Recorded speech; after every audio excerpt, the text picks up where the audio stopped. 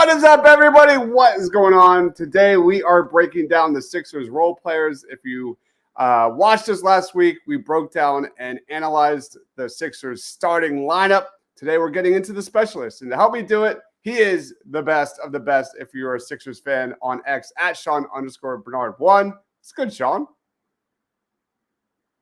Uh-oh. I think we lost Sean. Oh, no. Sean, can you hear us? All right. Well, we'll wait till Sean gets back. He's having some technical issues. We're going to talk about some of our there he is. Can you hear me? Yeah, I'm back now. I don't know what happened with the gremlins in the system, I guess, but excited to chat about some Sixers role players that we got. Basketball is almost back. So we're in the busiest month of the sports calendar. Can't help but celebrate. Awesome, man. Guys, if you're watching us in the chat, please comment your thoughts on the Sixers' upcoming season. We're getting ready for preseason basketball, man. It's going to be a lot of fun. Let's jump into our first role player of the evening. It is Gershon Yabusele, who has been killing it so far during training camp. I'll throw it to you first, man. What are your expectations and what does he bring to the roster? Yeah, the guy that I would probably consider the biggest X factor in this entire Sixers team, and I think the expectations are still a little uncertain. I personally am not ruling out the chance that he can develop into the potential starting power forward on the Sixers team, but obviously still a lot to be seen, that he has not played in the NBA for several years at this point. I will say some of the distinctions from the last time we saw him at the NBA level, very different style of play. He's more of a traditional big man when he was suiting up with the Celtics. He's also cut some weight, definitely put on some muscle, and is much more physically imposing than was the case. And most notably, he's improved that three-point shot overseas. That's become a more regular part of his shot die. He's kind of embraced being one of these true stretch forward / power forwards positionally, and that's exactly what this Sixers team needs. So as you mentioned, getting some glowing reports out of training camp, the energy is there. He's clearly hungry for a second opportunity at the NBA. So I'm very excited by what Yabusele could bring to the Sixers team, and a guy that I think could raise the ceiling more than people are giving credit. Love it, man. I mean, he's really the only true power forward on this roster at this point in time until they make a move come January. We'll be talking about KJ Martin in just moments. But you mentioned the shot, 46.1% from three last year. That's really going to be, his make or break during his time in Philadelphia, how consistent that shot is. There's a guy that's capable of putting the ball on the floor. He sees the floor generally okay. He can finish in traffic. He can dominate a mismatch. His dribbling game isn't great, but it's still better than like a guy like PJ Tucker. And in terms of area to improve, I think it's just how real that three-point shot is. Like you look at Yabusele's three-point attempt rate. He put up 5.5 shots per 36 in the ACB, around 4 per 36 in the EuroLeague. Not great volume, about neutral to above average at best when it comes to playing defense. He has a good motor. He's got good size. I'm really curious to how he looks defending the perimeter as well. It really comes down to this. Can he be a better defender than Tobias Harris? And I do think there's upside there. What are some of your expectations or predictions for the 2025 season? Yeah, I'll just say competing for the starting lineup is one of my hopes for that. Cool. But I do think that this is like a for sure top 7 guy in the rotation. That's what I would like to see from him. And I know the Olympics we always view in a slightly different lens. Obviously, stylistically, the basketball is slightly different. But the reality is these are the best players in the world. Like him having his moment at the Olympics where France was the silver medal team and coming up just short to the United States, that is notable there, that he was starting on that team. So I understand a little bit of the skepticism that we all want to see that it's real and that it translates. But I think I'm buying into the shot and that volume a little bit more than I think probably the general consensus there. All right. Areas to improve. I'm going to put perimeter defense. Is the shot real? Anything else? I guess rebounding.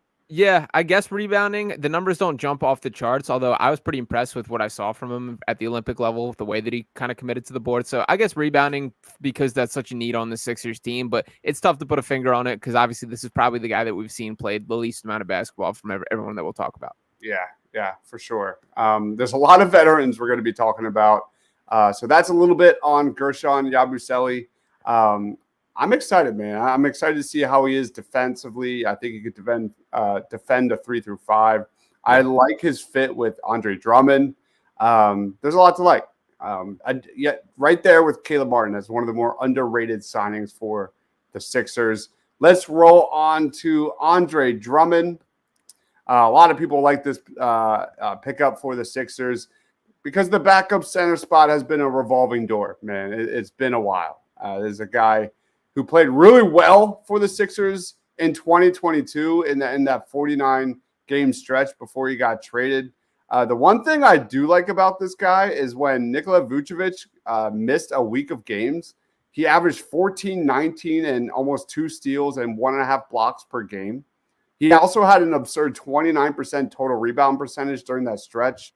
I think the theme of training camp for the Sixers so far has been load management for Joel Embiid. Like they have been very open about Embiid taking a lesser role and taking more load management during the regular season. And Andre Drummond is going to play a lot. What are your expectations for Andre Drummond? Yeah, and you mentioned the revolving door of backup center, that Andre himself was a stop in that revolving door there, and probably the one remembered the most fondly among Sixers fans. Now, I will push back or point out, I guess, a little bit at this point that we did not get to go through the playoffs with Andre Drummond. And I think that's something that is really the breaking point in a lot of these backup center outlooks. But he's a good player, man. Like, there's not much more to it than that. He's a real deal high-level center, a guy that should start on some teams. And I know Vucevic is obviously highly paid, but I'm kind of shocked that he didn't have more of a push to that or have an opportunity. I'll even go as far as to say we're going to see 25 to 30 starts at least from Drummond. They're going to be very careful with this management of Joel Embiid. The guy called himself the best rebounder to ever play basketball at Media Day. So I love the confidence. He's very clearly thrilled to be back. The one other point that I'll note as far as areas of concern, he is a guy that will do a little too much at times. And we saw that firsthand here in Philadelphia. Just stay within your box, play Andre Drummond basketball, and don't have to do anything too special is kind of one of my notes there. We'll do know your role. Yeah. For sure. I think one of the bigger concerns, and you nailed it, like whether or not he could be playable in the playoffs. Yeah. I would like to see and it's probably never going to happen, but especially with Nick Nurse, but I would love to see them ramp up Adem Bona because I'm kind of higher on his upside in the playoffs, especially when you go up against a team like the Boston Celtics. Because you look at Drummond, he's not a mobile guy. He's a guy that I definitely see teams hunting him on switches. So can he defend in the playoffs? Know your role. We need one more areas to improve. How about, I guess, be better than Paul Reed? I don't. Yeah, that's about right there. I also think like he's very clearly thrilled to be back in Philadelphia. So I think it's fair to say like leadership from him. He already spoke really highly about Bono, what he sees in him. Bono has spoken incredibly highly of Drummond. So I do think he's going to be a pretty vocal voice within that locker room. So it will be interesting to watch there. Yeah. Whether or not he's a needle mover in the playoffs, he's going to give you some quality minutes in the regular season for sure. Mm-hmm. Let's roll on to free throws for Andre Drummond. That's a good one. Yeah. That's a good one. Let's get on to Kyle Lowry here. We're going to get in some vets. Kyle Lowry entering his 19th season in the league, first full one for the Sixers, played 23 games last year, averaged 8 points, 4.6 assists, shooting 40.4% from deep. He doesn't have the athleticism or the explosiveness, but he's still a solid backup in his own right. He's still a proficient spot-up three-point shooter, still a decent defender across multiple positions.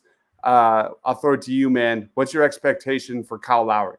Yeah, I'll start by saying I think both these things can be true. That Kyle Lowry can still be an effective player on a championship contender, and last year's role was too large for him. So I do want that reduction. I do want him to be at the top of the list for guys being managed throughout the regular season. We should not see Kyle Lowry on an every night basis. That this is a guy that I think his most important asset to this team is as a leader, as essentially a coach on the floor, a guy who's plenty familiar with the Nick Nurse system. So I want to see his influence on Tyrese Maxey continue. And I also think there will be lineups where the Sixers team needs Lowry to be that more or less traditional point guard on this team. That is still a weakness that I have in the back of my mind, that as much as I love Maxey, he's still taking strides in those areas to be a true table setter for this team. So I think Lowry's going to step in and have to fill that type of role. So that's probably my biggest expectation for him, is just be that spot starter not even starter, spot point guard that this team will need in stretches.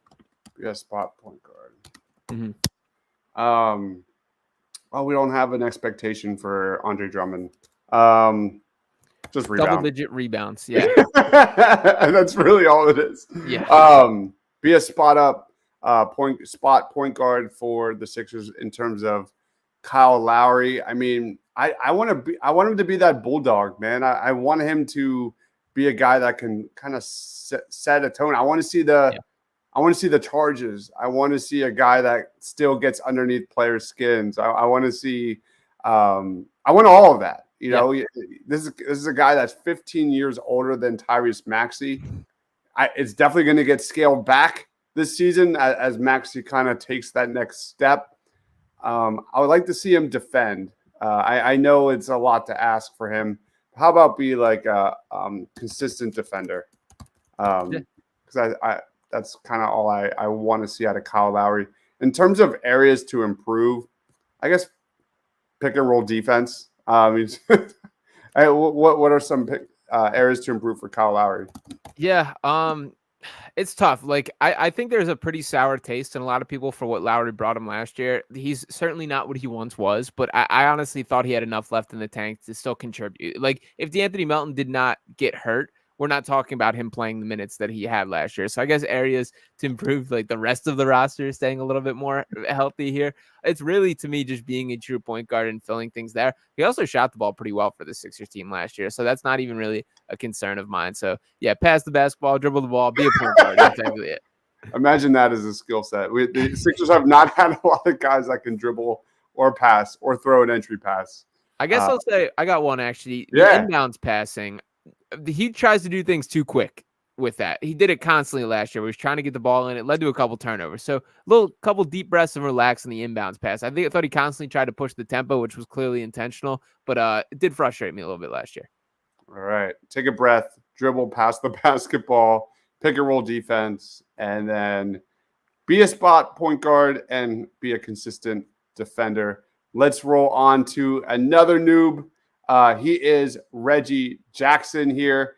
I'm curious what your thoughts are on this guy.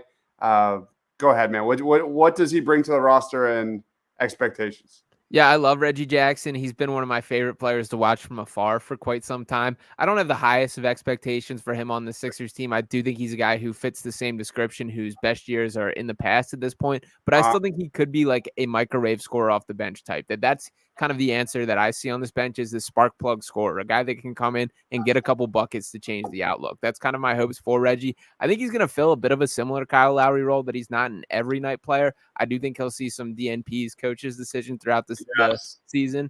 But I do think there's a good relationship. There's very clearly a good relationship between him and Andre Drummond. So it'd be cool to see a little bit of two-man action between those two who've been friends since their time in Detroit. But really that microwave bucket getter off the bench is my hopes for Reggie Jackson.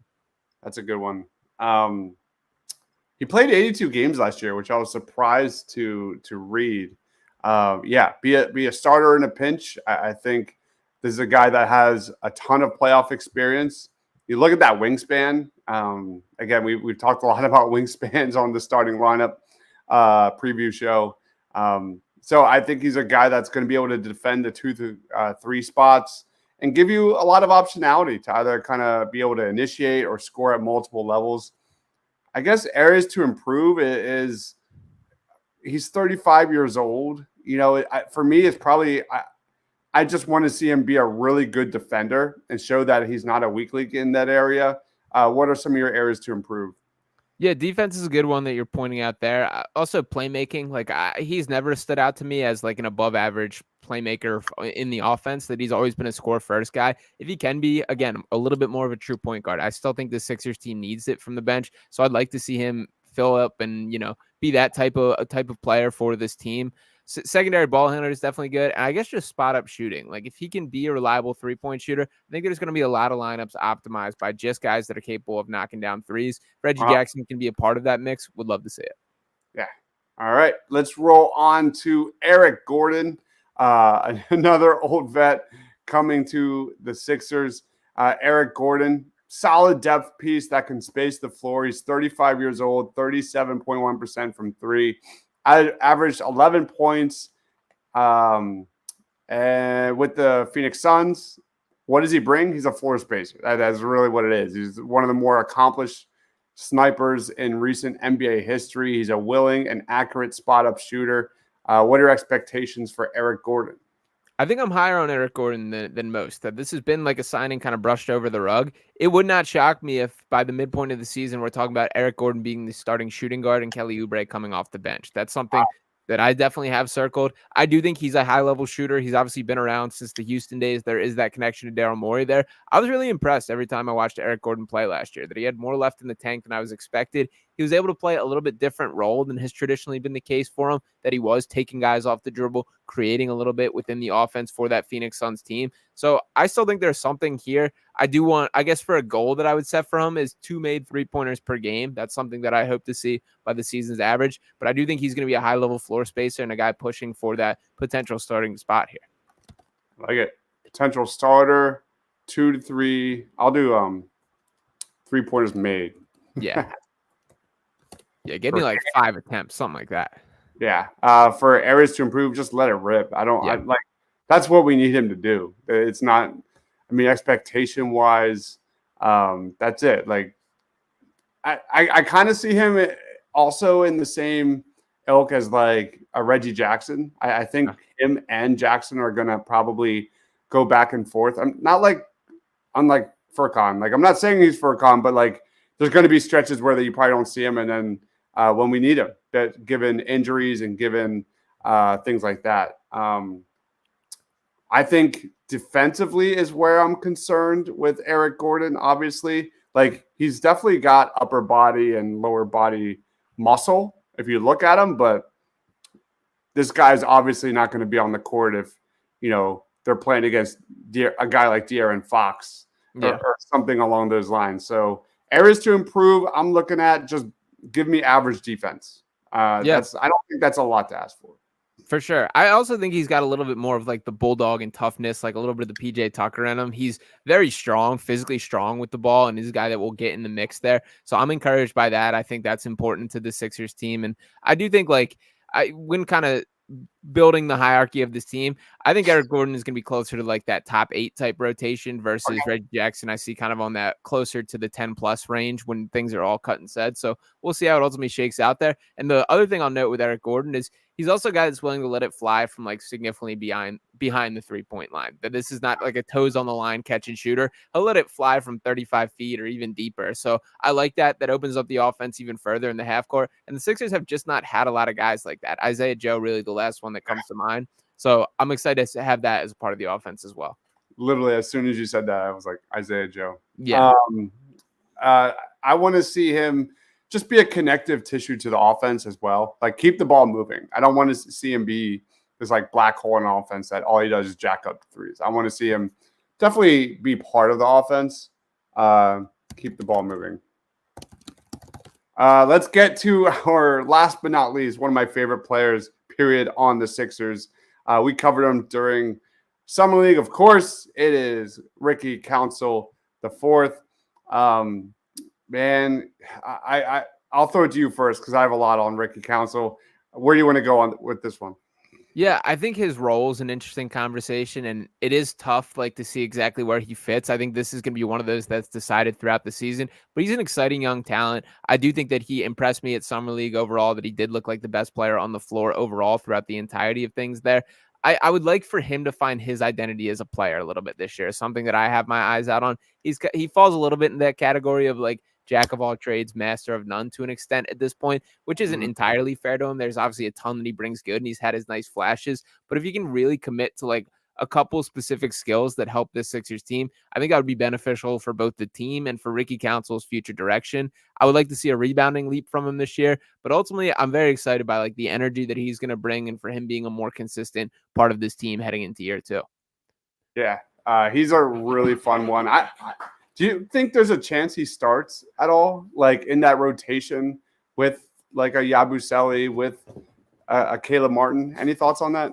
I would be surprised, but I'm not saying entirely no. Maybe like a handful. I don't see probably more than like 5 games probably started, maybe in a pinch that he gets the opportunity. But I do think like we'll see how everything shakes out. Yabusele is obviously a question mark as well, but ultimately I lean towards no there. Yeah, I'm excited, man. You have no more Tobias Harris kind of clogging the way for him to get on the court. I know it's a long shot, but I just want to see him slowly get ramped up this year. There were so many times last year where screaming during post-game shows, like, where's Ricky Council? Like, every time he seemingly was on the court, he was doing something positive. And what he does give you on the court is he's an unbelievable downhill scorer. He is fearless. He's not afraid to let it rip from three. He's excellent at drawing fouls. He's excellent at getting to the free throw line. He's got real deal NBA athleticism. And in terms of improvement, I mean, it's really the shot. It's kind of like some other guys on here. Like, is the shot real? Let me add that. Yeah. Because he shot 27% from three in college. Last year, he was sensational. Like, I think he did shoot 40% overall. And can he sustain that? Any thoughts on that? Yeah, I mean, the form, I think he's done some improvement on throughout his season as a professional thus far. I don't want to see him back in the G League. Like, we kind of did that test last year. I think he should be a guy who's cemented himself as too good for playing in the minors at this point. So I'd like him to just be on the real team from start to finish this year. He also seems really well liked within the team, which I do think is important for a guy like him. And when kind of thinking about the archetype of a player that the Sixers could use, I do think there could be like kind of a Josh Hart type like lineage that he like pursues as a player. As far as we know, his commitment as a rebounder, I think he can get even better in that category. And Hart's obviously a very unique player, but that's something that I would like for Ricky to kind of take notes on the way that he plays. I like that. Is a shot real? Be a better rebounder. Man, I don't know. What's the third one? Yeah, I guess stay in the NBA. I don't. Yeah. Be the energy guy, be the battery pack of this team. Is be a guy that becomes necessary where every time you're on the floor you make things happen, which was basically the case last year. We did see obviously the back and forth. So become a staple in this team by being the energy that they need. I like it. And then last but not least, let's talk about KJ Martin and what he brings to the roster. A trade chip in January. Yeah. I mean, he's still only 23 years old. He's entering his fifth NBA season. Amazing athlete, great leaper. I mean, we all know that, but I think we all know what his weaknesses are. He's not an elite volume shooter from the perimeter. He'll throw an occasional alley-oop dunk, but that's about the extent of his game. Any thoughts on KJ Martin?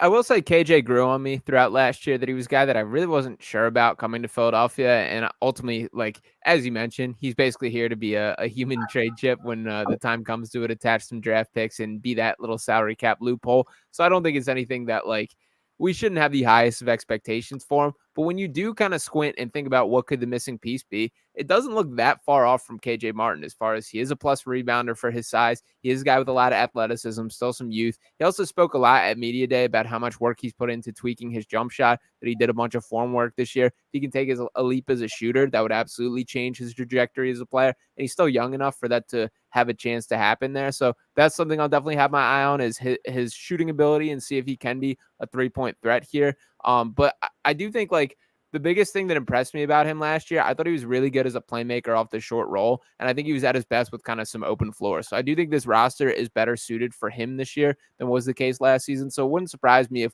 we see some additional opportunities for him, at least in the early games of the season, as there's a little bit of showcasing in mind as well. I like it. Yeah, I think in the right role, he could be fine. Areas to improve: shooting. What do we got? What else? We did. Is he more than a trade chip? We need one more for KJ. Defensively, I would say I'm not 100% sure what he is yet. He didn't stand out to me on that side of the floor. So I defensive identity maybe, or impact, however you want to put it, that, like, you should feel when KJ Martin's on the floor, and he does have all the tools to be a high level defender. So I'd like him to put those pieces together a little bit more. I'm just going to leave it there. That'd be the dream. Send him right back where we got him. Well, I guess he started in Houston, went to LA, and then from LA to Philly. So send him right back where he got him. My God, I would flip out. All right, that does it for our part 2 of our Sixers preview. Again, if you want to check out our starting lineup preview, it is in the description below.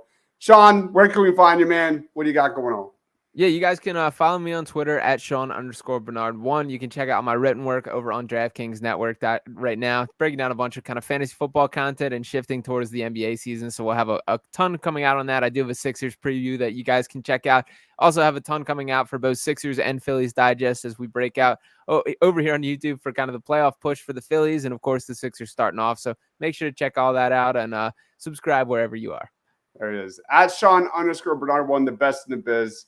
An absolute must follow if you are a Sixers fan. Guys, we'll be back talking the developmental guys. We'll be talking, get a little dirty in the mud and talking like the Jared McCains and the Bonas and fun guys like that next week. So thank you everyone for watching. He is Sean. I am Dives. Stay awesome, everyone.